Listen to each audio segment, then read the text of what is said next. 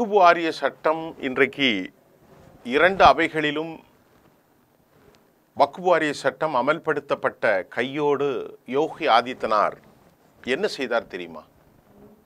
யோகி ஒரு கடும்போக்குவாதி, ஒரு தீவிர அடிப்படை ஹிந்துத்துவவாதி. அது நான் உங்களுக்கு நிறைய சொல்லியிருக்கேன், எல்லோருக்கும் தெரியும். யோகி ஆதித்யநாத் வீடுகளை தரைமட்டமாக்கக்கூடிய ஒரு பாபா, அதாவது புல்டோசர் பாபா.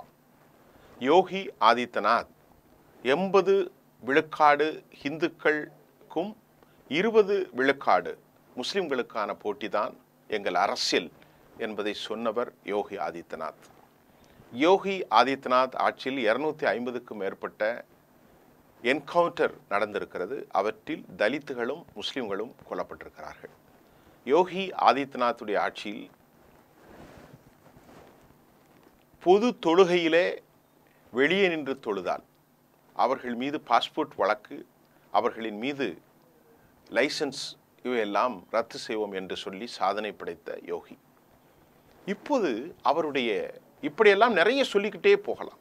கபரிஸ்தான் பேச்சுக்கள், கொடூரமான இஸ்லாமிய வெறுப்பை காட்டக்கூடிய ஒரு மாநிலத்தின் முதலமைச்சர் வக்ஃப் வாரிய மசோதாவின் எதிரொலியாக அவர் என்ன செய்திருக்கிறார் என்ற செய்தி வட இந்தியாவில் தற்போது வெளியாகியிருக்கிறது.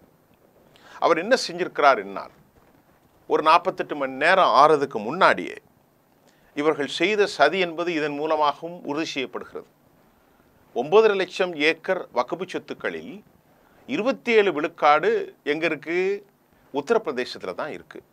அது கிட்டத்தட்ட 2.5 லேக்ஸ் 5 ஏக்கர் 2.5 லட்சம் ஏக்கர் என்று சொல்லப்படுகிறது. கண்ணை உறுத்துகிற இவற்றை எல்லாம் பிடுங்க வேண்டும் என்பதுதான் யோகியினுடைய திட்டம். ஆகவே ராஜ்யசபாவிலும் அதே போன்று எங்கே லோக்சபாவிலும் நிறைவேறிய உடனே அவர் என்ன சொல்கிறார் என்று சொல்லி பார்த்தால், உத்தரப்பிரதேசத்தில் இருக்கக்கூடிய கலெக்டர்களுக்கும் துணை ஆணையாளர்களுக்கும் சட்ட திருத்தங்களை மத்திய அரசு கொண்டு வந்ததை வைத்து இவர் என்ன சொல்றாரு, உடனடியாக நடவடிக்கைகளை எடுப்பதற்கு பணித்திருக்கிறார் என்ற செய்தி வந்திருக்கிறது. மக்களவை மாநிலங்கள் அவையில் வாக்கெடுப்பு முடிந்த உடனே இனி தாமதிக்க கூடாது என்பதை உத்தரப்பிரதேச வக்ஃப் வாரிய சட்ட திருத்தத்திற்கு அவர் யோகி ஆதித்யநாத் தலைமையிலான அரசாங்கம் உடனடியான உத்தரவை பிறப்பித்திருக்கிறது. இந்த உத்தரவின் மூலமாக இப்போ இவங்க எவ்வளோ நாள் காத்திருந்திருக்காங்க பாருங்க. இந்த திட்டங்கள் எவ்வளவு வலிமையாக அவர்கள் செய்திருக்கிறார்கள். யூபியில் கிராமத்தில் இருக்கக்கூடிய குளங்கள், நிலங்கள் என ஏராளமான சொத்துக்கள் சட்டவிரோதமாக வக்ஃப் சொத்துக்களாக அறிவிக்கப்பட்டுள்ளது என்ற தகவலை அடுத்து அவ்வளவு சொத்துக்களும் இதுபோன்று அறிவிக்கப்பட்டுள்ளது. எத்தனை கோடி ப்ராப்பர்ட்டி, எத்தனை லட்சக்கணக்கான ப்ராப்பர்ட்டி, அதன் மதிப்புகளை எல்லாம் என்ன என்பதை மாநில வருவாய்த்துறை உடனடியாக தாமதிக்காமல் அதை கண்டுபிடித்து கணக்கெடுப்பை நடத்த வேண்டும் என்று அவர் உத்தரவிட்டிருக்காராம். நேற்று தான் இந்த சட்டம் வந்திருக்கிறது. இன்றைக்குள் சட்டம் அமலாக்கிய நள்ளிரவிலே அவர் காலையிலே உத்தரவிட்டிருக்கிறார். எவ்வளவு கொடூரமாக இதை காத்திருக்கிறார் பார், கழுகு பார்வை.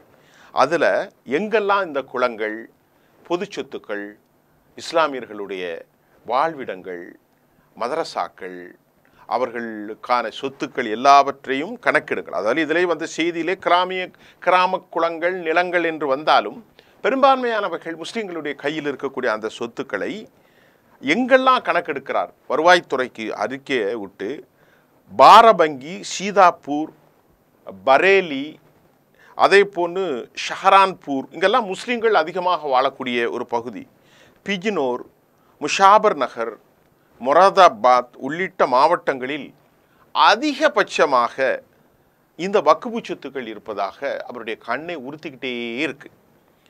பல மாநில வருவாய்த்துறையின் பதிவுகளில் இந்தியா முழுவதும் 2963 வக்ஃப் சொத்துக்கள் மட்டுமே இருப்பதாக, மேலும் மாநில வருவாய்த்துறை உத்தரப்பிரதேச மாநில வருவாய்த்துறையில் 2963 வக்ஃப் சொத்துக்கள் மட்டும் இருப்பதாக கூறப்பட்ட நிலையில் பதிவு செய்யப்படாமல் 1,30,000 அதிகமான சொத்துக்கள் சட்டவிரோதமாக இருப்பதாக கூறப்பட்டது.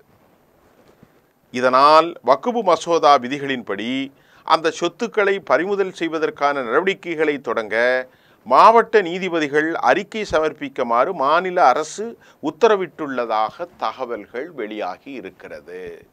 இப்ப புரிஞ்சுக்கிட்டா, பதிவு செய்யப்படாத சொத்துக்கள், பதிவு செய்யப்பட்ட சொத்துக்கள், ஆக்கிரமிப்புகள், குளங்கள், நிலங்கள் எல்லாவற்றையும் உடனடியாக பதிவு செய்து வருவாய்த்துறை ரிப்போர்ட் கொடுத்த பிறகு அந்த பதிவில் அந்தந்த மாவட்ட கலெக்டர்கள், ஆர்டிஓக்கள், தாசில்தார்கள், இன்னும் வருவாய்த்துறை தேர்ந்த பியூரோக்ராட்ஸ் எல்லோரும் சென்று உடனடியாக அதை கையகப்படுத்தி அவற்றில் போராடினால் அவர்களை அடித்து, அவர்களை சிறையில் அடைத்து, அவர்களை பாஸ்போர்ட்டை பறித்து, அவர்களுடைய படங்களை எல்லாம் வீதிகளில் வைப்பதற்கான நடவடிக்கைகளை மீண்டும் புல்டோசர் பாபா தொடங்கிவிட்டார்.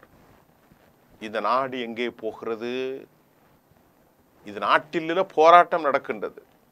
சட்ட ரீதியாக காங்கிரஸ் கட்சி மட்டுமல்ல, ராகுல் காந்தி மட்டுமல்ல, நிறைய பேர் நீதிமன்றத்தை அணுகியிருக்கிறார்கள். சமீப காலமாக நீதிமன்ற தீர்ப்புகள் எப்படி இருக்கும் என்பதை நாம் நன்கு உணர்ந்திருக்கிறோம். அயோத்தியா கேஸில் இருந்து எல்லா விஷயத்திலும் நீதிமன்றத்தினுடைய தீர்ப்புகள் எப்படி இருக்கும் என்பதை நாம் உணர்ந்திருக்கிறோம்.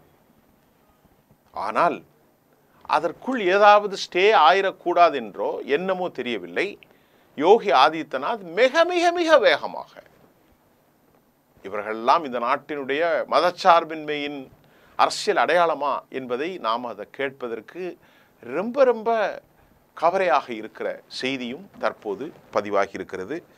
இதுக்கு இடையில திரு ராகுல் காந்தி ஒரு செய்தியை சொல்லியிருக்கிறார். ராகுல் காந்தியுடைய செய்தி என்னவென்றால், அது மிக முக்கியமாக இந்த வக்ஃப் வாரிய சொத்துக்களை அவர்கள் பறிமுதல் செய்தது, இது சர்ச்சு நிலங்களையும் அடுத்த குறிவைப்பதற்கான ஆர்எஸ்எஸ்ஸின் திட்டம் என்பதை மிக முக்கியமாக அவர் சொல்லியிருக்கிறார். அதுவும் குறிப்பாக ஏராளமான கத்தோலிக் சர்ச்சுகளுக்கான சொத்துக்கள் இருப்பதை சுட்டிக்காட்டிய திரு ராகுல் காந்தி, வக்ஃப் மசோதாவுக்கு பின்பு ஆர்எஸ்எஸ் குறிவைக்கக்கூடிய வாய்ப்பு என்று எச்சரிக்கையாக அந்த செய்தியில் ஆர்எஸ்எஸ் அமைப்பின் கவனம் நாடு முழுவதும் இருக்கக்கூடிய கிறிஸ்தவர்கள் மீது திரும்ப இது ஒரு நீண்ட நேரம் ஆகாது என்பதையும் அவர் வலியுறுத்தி இருக்கிறார். ஒன்றிய பாஜக அரசினுடைய இந்த தாக்குதலில் நீங்கள் பாதுகாக்கும் ஒரே கேடயம் அரசியல் அமைப்பு சட்டம்தான் என்பதையும் காங்கிரஸ் கட்சி சொல்லியிருக்கிறது. கிறிஸ்தவர்களுக்கு ஏராளமான கல்வி நிலையங்கள் இருக்கிறது, ஐயோ கிறிஸ்தவர்கள் ஏராளமான நிலங்களை ஆக்கிரமித்திருக்கிறார்கள் என்று பதபதைக்கும் வட இந்தியாவிலும் இருக்கக்கூடிய இந்த கோர் ஹிந்துத்துவ ஆர்எஸ்எஸ் சனாதன சித்தாந்தவாதிகள் அடுத்து அரசியலமைப்பு சட்டம் ஒன்றின் மூலமே இதை பாதுகாக்க முடியும் என்றும், இந்தியா அரசியலமைப்பு சட்டத்தை பாதுகாப்பது நம் அனைவரின் கடமை என்றும் அவர் அறிவித்திருக்கிற செய்தி இங்கே இந்த யோகியினுடைய விவகாரத்தை உறுதிப்படுத்துகிறது மட்டுமல்ல, அவர்கள் அடுத்த அதே போன்று செய்வதற்கான வாய்ப்புகள் இருக்கிறது. ஏனென்று கேட்டால், ஆர்கனைசர் பத்திரிகை ஒரு செய்தியை வெளியிடுது. அஃபீஷியலாக ஆர்எஸ்எஸ்னுடைய ஆர்கனைசருடைய செய்தியில், அது ஆங்கில பத்திரிகை. அதில் டிஜிட்டல் தளத்தில் என்ன செய்தி வெளியிட்டிருக்காங்கன்னா, நல்லா கவனிங்க. அப்போ இப்போ யோகி ஆதித்யநாத்துடைய செய்தி ஒன்று, ராகுலுடைய பதட்டம் ஒன்று, டிஜிட்டலில் வந்திருக்கக்கூடிய செய்தியை நீங்கள் சமன்படுத்தி பார்த்தா இதில் இருக்கக்கூடிய உண்மைத்தன்மை உங்களுக்கு தெரியும். அந்த ஆர்கனைசர் ஆங்கிலத்தினுடைய டிஜிட்டல் ஃபோர்ஸில் என்ன வந்திருக்குன்னா, இந்தியாவில் இருக்கக்கூடிய கத்தோலிக்க திருச்சபைகளுக்கும் வக்ஃப் வாரியங்களுக்கும் விவாதம் என்ற தலைப்பிலான அந்த கட்டுரையில் பல ஆண்டுகளாக வக்ஃப் வாரியம்தான் இந்தியாவிலே அரசுக்கு அடுத்து 2வது பெரிய நில உடைமை என்று நாம் சொல்லிக் கொண்டிருந்தோம்.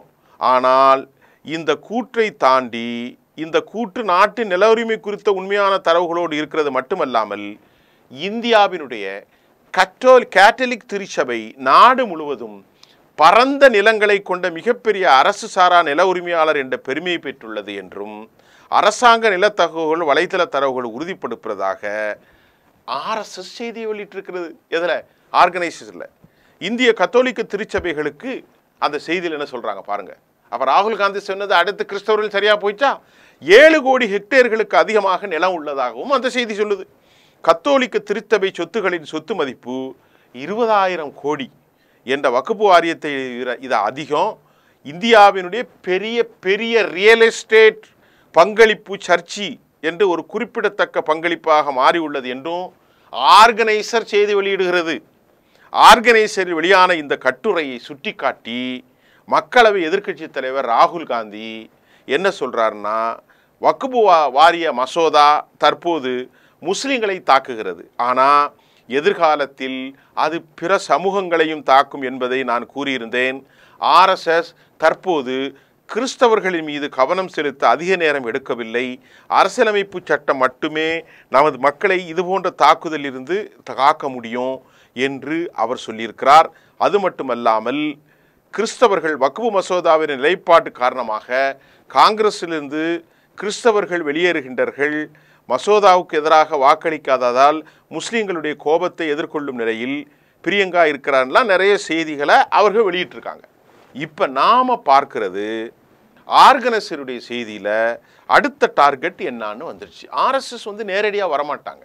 பஜ்ரங் தள், அதை போன்று விஹெச்பி, பாரதிய ஜனதாவின் மூலம் ரொம்ப அழகாக காயின் அவுட்டுவாங்க. வெளிப்படையாக வயிற்றுப்பிள்ளை வழுகிற மாதிரி மோகன் பகாவத் போன்றவர்கள்லாம் ஆஹாஹா இந்தியா பெரிய நாடு, இந்திய நாட்டில் முஸ்லீம்கள் இல்லை என்றால் ஒன்றும் இல்லை, கலாச்சார தேசியம், அந்த தேசியம் இந்த தேசியம் என்று ஒரு சாதி அமைப்பை இந்து தேசிய அமைப்பாக மாற்றி இந்தியாவில் இருக்கக்கூடிய சிறுபான்மையினர் சமூகங்களை குறிவைக்கக்கூடிய நிகழ்வுகள் ஆர்கனைசருடைய பத்திரிகையின் மூலமாக அது வெளியே வந்திருக்கிறது. அந்த கட்டுரை ரொம்ப பழைய கட்டுரை என்று சொல்லியிருக்கிறார்கள். அது பழைய கட்டுரையோ புதிய கட்டுரையோ, அந்த கட்டுரை கேரளா வக்ஃப் வாரியத்தில் கிராமங்களுக்கு எதிரான விஷயங்களில் நீங்கள் தடையிடணும்னு சொன்னாலும் அந்த கட்டுரை ஆர்கனைசரில் வந்த கட்டுரை தானே. அது 4 நாளைக்கு முன்னாடி போட்ட கட்டுரையாக இருக்கட்டு, 400 நாட்களுக்கு முன்னால் போட்ட கட்டுரையாக இருக்கட்டு. அப்போ உங்களுடைய டார்கெட் என்ன? ஆர்எஸ்எஸ்னுடைய டார்கெட் என்ன? இந்தியாவினுடைய மதச்சிறுபான்மையினர்கள் அவர்களை கண் வைப்பது, அவர்களுடைய இன்ஸ்டிடியூஷன் அனைத்தையும் கபலீகரம் செய்வது, அவற்றில் மதபோதனா வகுப்புகளை செக்யூலர் என்ற போரையில் சோசலிச சித்தாந்தங்களை வைத்துவிடக்கூடாது.